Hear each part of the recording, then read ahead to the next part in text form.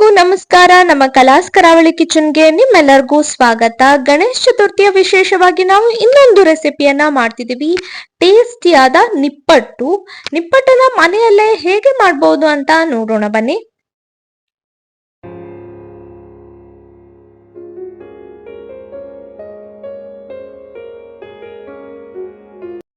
ಚಕ್ಕಲಿ ಮಾಡೋದಕ್ಕೆ ಏನೇನು ಇಂಗ್ರೀಡಿಯೆಂಟ್ಸ್ ಬೇಕಾಗುತ್ತೋ ಅದೇ ಇಂಗ್ರೀಡಿಯೆಂಟ್ಸ್ ನಿಪ್ಪಟ್ಟಿಗೂ ಕೂಡ ಬೇಕಾಗುತ್ತೆ. ನಾವಿಲ್ಲಿ 1 kg ಅಕ್ಕಿಯನ್ನ ತಗೊಂಡಿದೀವಿ. ಇದನ್ನ ತೊಳೆದು ಒಣಗಿಸ್ತಿದೀವಿ.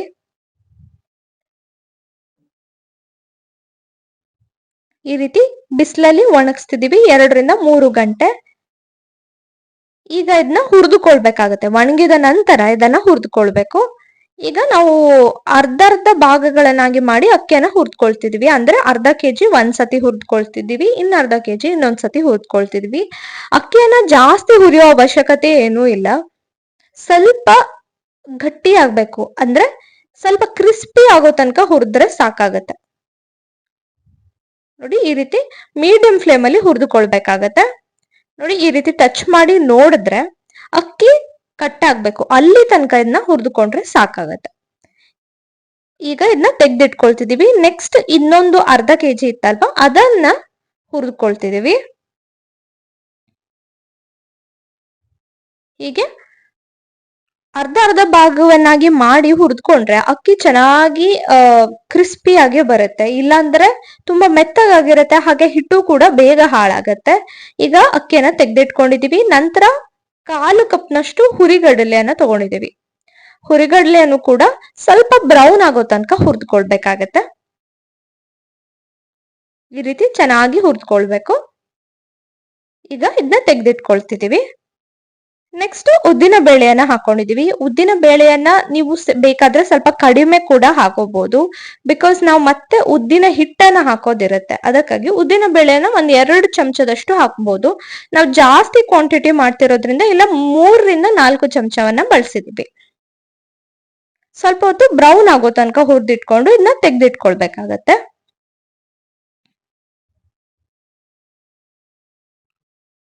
ಈಗ ಹೆಸರು ಬೇಳೆಯನ್ನ ಹಾಕೊಂಡಿದೀವಿ. ಹೆಸರು ಬೇಳೆಯನ್ನು ಕೂಡ ಚೆನ್ನಾಗಿ ಹುರಿದ್ಕೊಳ್ಬೇಕು. ನಾವಿಲ್ಲಿ 1 kg ಅಕ್ಕಿ ಕ್ವಾಂಟಿಟಿಗೆ ಎಷ್ಟು ಬೇಕಾಗುತ್ತೋ ಅಷ್ಟನ್ನ ತಗೊಂಡಿದೀವಿ. ಸೊ ನೀವು ಕೂಡ ಎಷ್ಟು ಅಂತ ಕ್ಯಾಲ್ಕುಲೇಟ್ ಮಾಡ್ಕೊಂಡು ನಂತರ ತಗೊಳ್ಳಿ. ಈಗ ಹೆಸರು ಬೇಳೆಯನ್ನು ಕೂಡ ಹುರಿದಿಟ್ಕೊಂಡಿದೀವಿ. ಹಾಗೆ 1 ಹಿಡಿಯಷ್ಟು, ನಿಮ್ಮ ಮುಷ್ಟಿಯಲ್ಲಿ 1 ಹಿಡಿಯಷ್ಟು ಅವಲಕ್ಕಿಯನ್ನ ತಗೊಳ್ಬೇಕಾಗತ್ತೆ. ಅವಲಕ್ಕಿಯನ್ನು ಕೂಡ ಸ್ವಲ್ಪ ಹೊತ್ತು ಈ ರೀತಿ ಹುರಿದುಕೊಂಡ್ರೆ ಸಾಕಾಗತ್ತೆ. ಈಗ ಇದನ್ನ ಹುರಿದು ತೆಗೆದಿಟ್ಕೊಳ್ತೀವಿ.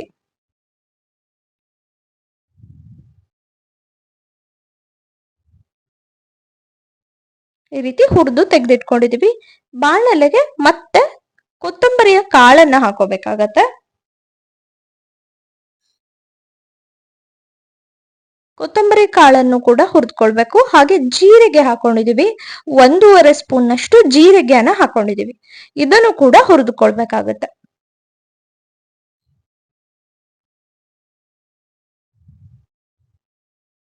ಈ ರೀತಿ ಚೆನ್ನಾಗಿ ಹುರಿದಿಟ್ಕೊಂಡು ಇದನ್ನ ತೆಗೆದಿಟ್ಕೊಳ್ಬೇಕಾಗತ್ತೆ. ಹಾಗೆ 4 ರಿಂದ 5 ಸ್ಪೂನ್ ನಷ್ಟು ಎಳ್ಳನ್ನ ನಾವಿಲ್ಲಿ ಬಳಸಿದೀವಿ. ಎಳ್ಳನ್ನು ಕೂಡ ಹುರಿದುಕೊಳ್ತಿದೀವಿ. ಎಲ್ಲವನ್ನ ಚೆನ್ನಾಗಿ ಹುರಿದುಕೊಳ್ಬೇಕು. ಇದರಿಂದ ನೀವು ನಿಪ್ಪಟ್ಟಿನ ಹಿಟ್ಟನ್ನ ಏನು ಮಾಡಿಟ್ಕೋತಿರೋ ಅದನ್ನ 1-2-3 ತಿಂಗಳುಗಳ ಕಾಲ ಹಾಗೆ ಇಟ್ಕೋಬಹುದು. ಒಂದು ಕವರ್ ಅಲ್ಲಿ ಹಾಕಿ ಇಟ್ಕೋತೀರ ಅಂದ್ರೆ. ಹಸಿಯಾಗಿದ್ರೆ ತುಂಬಾ ಬೇಗ ಹಾಳಾಗತ್ತೆ ಹಿಟ್ಟು ಕೂಡ. ಸೊ ಈಗ ಎಲ್ಲವನ್ನ ಹುರಿದಿಟ್ಕೊಂಡಿದೀವಿ. ಅಕ್ಕಿ ಇರ್ಬೋದು, ಉದ್ದಿನ ಬೇಳೆ, ಹೆಸರು ಬೇಳೆ ಇರ್ಬೋದು, ಹುರಿಗಡಲೆ, ಹಾಗೆ ಕೊತ್ತಂಬರಿಯ ಕಾಳು, ಜೀರಿಗೆ, ಎಳ್ಳು, ಹಾಗೆ ಅವಲಕ್ಕಿಯನ್ನ ಇಷ್ಟು ಹುರಿದುಕೊಂಡು ಇಟ್ಕೊಂಡಿದೀವಿ.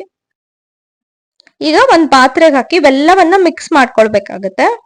ಎಲ್ಲವನ್ನ ಮಿಕ್ಸ್ ಮಾಡ್ಕೋಬೇಕು.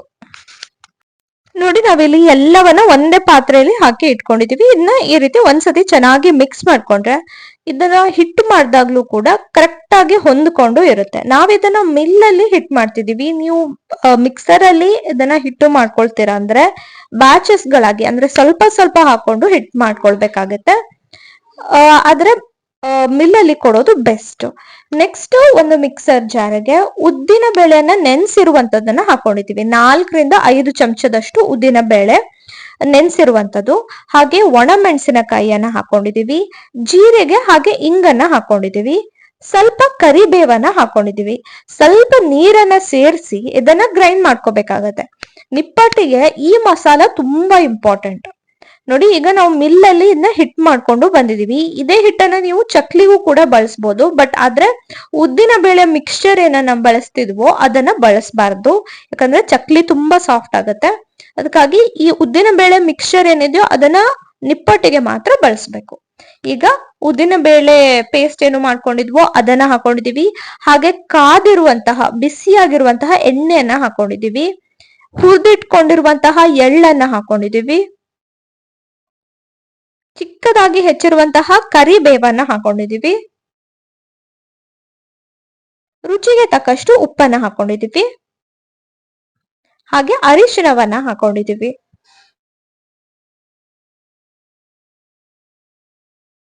ಈಗ ಒಂದ್ಸತಿ ಇದನ್ನ ಚೆನ್ನಾಗಿ ಮಿಕ್ಸ್ ಮಾಡ್ಕೊಳ್ತಿದೀವಿ. ನೀರನ್ನ ಇನ್ನೂ ಸೇರ್ಸಿಲ್ಲ ನಾವು. ಒಂದ್ಸತಿ ಹಾಗೆ ಎಣ್ಣೆ ಹೊಂದ್ಕೊಳ್ಬೇಕು ಅನ್ನೋ ಕಾರಣಕ್ಕೆ ಈ ರೀತಿ ಚೆನ್ನಾಗಿ ಮಿಕ್ಸ್ ಮಾಡ್ಕೊಳ್ತಿದೀವಿ. ಈಗ ಬಿಸಿ ನೀರನ್ನ ಸೇರಿಸ್ತಿದೀವಿ. ಬಿಸಿ ನೀರನ್ನೇ ಬಳಸ್ಬೇಕಾಗತ್ತೆ. ನೀವು ಚಕ್ಲಿ ಮಾಡ್ತೀರಾ ಅಥವಾ ನಿಪ್ಪಟ್ಟು ಮಾಡ್ತೀರಾ, ಕೋಡ್ಬಳೆ ಮಾಡ್ತೀರಾ, ಯಾವ್ದೇ ಮಾಡಿದ್ರು ಬಿಸಿ ನೀರನ್ನ ಸೇರಿಸೋದು ತುಂಬಾ ಒಳ್ಳೆಯದು. ಇದರಿಂದ ಸಾಫ್ಟ್ ಆಗಿ ಕೂಡ ಬರುತ್ತೆ, ಹಾಗೆ ಹಿಟ್ಟು ಕೂಡ ಚೆನ್ನಾಗಿ ಹೊಂದ್ಕೊಳ್ಳುತ್ತೆ. ಸ್ವಲ್ಪ ಸ್ವಲ್ಪ ನೀರನ್ನ ಸೇರಿಸಿ ಈ ರೀತಿ ಮಿಕ್ಸ್ ಮಾಡ್ಕೊಳ್ಳಿ. ತುಂಬಾ ಜಾಸ್ತಿ ನೀರು ಒಂದೇ ಸತಿ ಹಾಕೊಳ್ಬೇಡಿ. ನೋಡಿ, ಈ ರೀತಿ ಸ್ವಲ್ಪ ಹೊತ್ತು ಚೆನ್ನಾಗಿ ನಾದ್ಕೊಳ್ಬೇಕು. ಚೆನ್ನಾಗಿ ಮಿಕ್ಸ್ ಆದ ನಂತರ ಎಷ್ಟು ಚೆನ್ನಾಗಿ ನಾದ್ಕೋತಿರೋ ಅಷ್ಟು ಚೆನ್ನಾಗಿ ನಿಪ್ಪಟ್ಟು ಬರುತ್ತೆ. ಹಾಗೆ ನಿಪ್ಪಟ್ಟಲ್ಲಿ ಕ್ರಾಕ್ಸ್ ಕೂಡ ಇರಲ್ಲ. ನೀವು ನೋಡಿರ್ತೀರ, ನಿಪ್ಪಟ್ಟಲ್ಲಿ ಸೈಡ್ ಗಳಲ್ಲಿ ಕ್ರಾಕ್ಸ್ ಆಗ್ತಿರತ್ತೆ. ಸೊ ಅದು ಕೂಡ ಅವಾಯ್ಡ್ ಆಗುತ್ತೆ ನಾದ್ಕೊಳ್ಳೋದ್ರಿಂದ. ಈಗ ನಾವೊಂದು ಪ್ಲಾಸ್ಟಿಕ್ ಶೀಟ್ಗೆ ಈ ರೀತಿ ಎಣ್ಣೆಯನ್ನ ಹಾಕೋತಿದೀವಿ. ನಿಪ್ಪಟ್ಟನ್ನ ಮಾಡೋದು ಸರಳವಾಗಿ ನಾವ್ ಇದನ್ನ ಹೇಳ್ಕೊಡ್ತಿದೀವಿ. ತುಂಬಾ ಬೇಗ, ಹಾಗೆ ತುಂಬಾ ಬೇಗ ಜಾಸ್ತಿ ನಿಪ್ಪಟ್ಟನ್ನ ನೀವು ಮಾಡ್ಕೋಬಹುದು. ಕೈಯಲ್ಲಿ ಮಾಡೋಕೆ ಕಷ್ಟ ಅಂತ ನಿಮ್ಗೆ ಅನ್ಸಿದ್ರೆ ಈ ರೀತಿ ಒಂದು ಪ್ಲಾಸ್ಟಿಕ್ ಶೀಟ್ ಅಲ್ಲಿ ಈ ಹಿಟ್ಟನ್ನ ಈ ರೀತಿ ರೌಂಡ್ ಆಗಿ ಮಾಡ್ಕೊಂಡು ಇಟ್ಕೊಳ್ಬೇಕಾಗತ್ತೆ. ನಾವು ಆಲ್ರೆಡಿ ಪ್ಲಾಸ್ಟಿಕ್ ಶೀಟ್ಗೆ ಎಣ್ಣೆಯನ್ನ ಸವರಿ ಇಟ್ಕೊಂಡಿದೀವಿ. ನೋಡಿ, ಈ ರೀತಿ ಚಿಕ್ಕ ಚಿಕ್ಕ ಉಂಡೆಗಳಾಗಿ ಹಿಟ್ಟನ್ನ ಮಾಡ್ಕೋಬೇಕು. ನಂತರ ಈ ಪ್ಲಾಸ್ಟಿಕ್ ಶೀಟ್ ಅನ್ನ ಈ ರೀತಿ ಇದ್ರ ಮೇಲೆ ಫೋಲ್ಡ್ ಮಾಡ್ಕೋಬೇಕಾಗತ್ತೆ. ಫೋಲ್ಡ್ ಮಾಡ್ಕೊಂಡು ಈ ರೀತಿ ಸ್ವಲ್ಪ ಪ್ರೆಸ್ ಮಾಡ್ಕೊಳ್ಳಿ.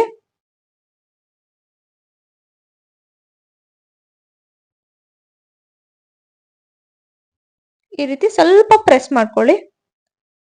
ನಂತರ ನಾವಿಲ್ಲಿ ಒಂದು ಲೋಟವನ್ನ ಬಳಸಿ ಈ ರೀತಿ ಈ ಹಿಟ್ಟಿನ ಮೇಲೆ ಈ ರೀತಿ ಸ್ವಲ್ಪ ಪ್ರೆಷರ್ ಹಾಕ್ಬೇಕಾಗತ್ತೆ. ಎಲ್ಲ ಕಡೆ, ಎಲ್ಲ ಎಡ್ಜಸ್ ಅಲ್ಲಿ ಕೂಡ ಈ ರೀತಿ ಪ್ರೆಷರ್ ಹಾಕ್ಬೇಕು. ಇದರಿಂದ ನಿಪ್ಪಟ್ಟು ತುಂಬಾ ಗರಿ ಗರಿಯಾಗಿ ಹಾಗೆ ತುಂಬಾ ಪ್ಲೇನ್ ಆಗಿ ಬರುತ್ತೆ. ಎಲ್ಲೂ ಕೂಡ ಮೆತ್ತಗಾಗಲ್ಲ, ಈವನ್ ಆಗಿ ಒಂದೇ ಸೈಜ್ ಆಗಿ ಬರುತ್ತೆ. ನೋಡಿ, ಈ ರೀತಿ ಮಾಡ್ಕೊಳ್ಬೇಕು. ಹಾಗೆ ನಿಪ್ಪಟ್ಟು ಕೂಡ ತುಂಬಾ ಬೇಗ ಬೇಗ ಮಾಡ್ಬೋದು. ಒಂದೇ ಸತಿ ನೋಡಿ 5 ನಿಪ್ಪಟ್ಟು ಆಗಿದೆ. ಇದೇ ರೀತಿ ದೊಡ್ಡದಾಗಿರುವಂತಹ ಪ್ಲಾಸ್ಟಿಕ್ ಕವರ್ ತಗೋತೀರಾ ಅಂದ್ರೆ ಒಂದೇ ಸತಿ 10 ರಿಂದ 15 ನಿಪ್ಪಟ್ಟನ್ನು ಕೂಡ ಮಾಡ್ಬೋದು. ನೋಡಿ, ಎಲ್ಲ ಕಡೆ ಇವನ್ ಆಗಿ ಚೆನ್ನಾಗಿ ಬಂದಿದೆ. ಹಾಗೆ ಕ್ರಾಕ್ಸ್ ಕೂಡ ಇಲ್ಲ. ನೀವೇ ನೋಡ್ತಿರೋ ಹಾಗೆ ಕ್ರಾಕ್ಸ್ ಕೂಡ ಇಲ್ಲ. ನೋಡಿ, ತುಂಬಾ ನಿಪ್ಪಟ್ಟನ್ನ ಇದೇ ರೀತಿ ನಾವು ಮಾಡಿ ಇಟ್ಕೊಂಡಿದೀವಿ. ಈಗ ಎಣ್ಣೆಯನ್ನ ಕಾಯೋಕಿಟ್ಟಿದೀವಿ. ಒಂದೊಂದಾಗಿ ಎಣ್ಣೆಯಲ್ಲಿ ನಿಪ್ಪಟ್ಟನ್ನ ಬಿಡ್ಬೇಕಾಗತ್ತೆ. ಎಣ್ಣೆನ ಆದಷ್ಟು ಮೀಡಿಯಂ ಫ್ಲೇಮ್ ಅಲ್ಲಿ ಹೀಟ್ ಮಾಡ್ಕೊಳ್ಳಿ. ಒಂದು ಸತಿ ಎಷ್ಟು ನಿಪ್ಪಟ್ಟಾಗುತ್ತೋ ಅಂತ ನೋಡ್ಕೊಂಡು ಎಣ್ಣೆಯಲ್ಲಿ ಹಾಕೊಳ್ಳಿ. ಎರಡು ಕಡೆಯನ್ನ ಚೆನ್ನಾಗಿ ಬೇಯಿಸ್ಕೋಬೇಕಾಗತ್ತೆ.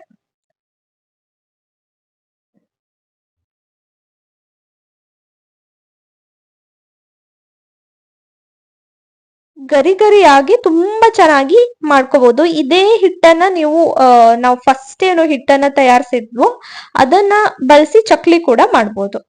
ನೋಡಿ, ಈಗ ನಿಪ್ಪಟ್ಟು ರೆಡಿ ಆಗಿದೆ.